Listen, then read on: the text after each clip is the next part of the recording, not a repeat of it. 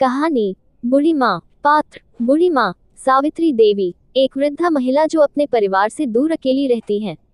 राजू, सावित्री की इकलौती संतान जो शहर में काम करता है। सुमन, राजू की पत्नी जो सावित्री की देखभाल करती हैं। कहानी का सार। भूमिका।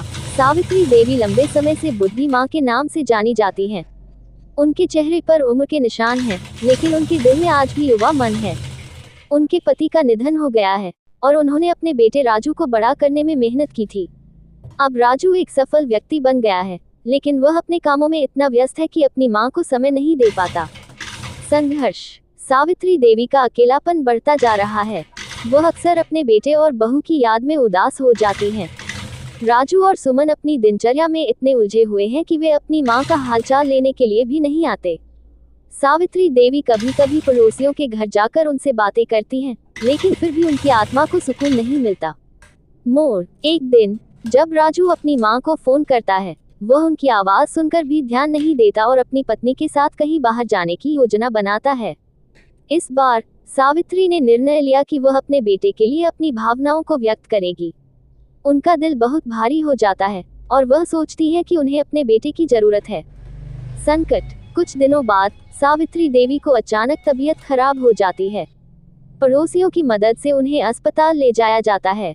जब राजू को ये खबर मिलती है तो वह तुरंत अस्पताल पहुंचता है। वह मां को देखकर पछताता है कि उसने उनकी देखभाल करने में कितनी लापरवाही दिखाई।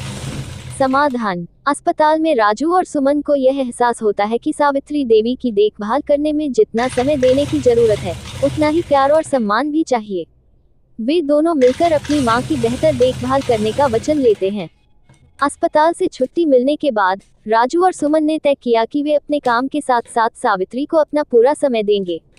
निष्कर्ष। कहानी का अंत एक भावनात्मक पल के साथ होता है, जब राजू घर लौटता है और अपनी मां को प्यार से गले लगाता है।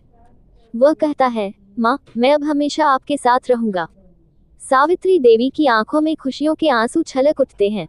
वे समझती हैं कि परिवार का प्यार ही सबसे बड़ा है और अब वह फिर से अपने बेटे और बहू के साथ खुश हैं। इस प्रकार बूढ़ी माँ की कहानी यह सिखाती है कि हमें अपने परिवार के साथ समय बिताना चाहिए और उन्हें हमेशा प्यार और सम्मान देना चाहिए।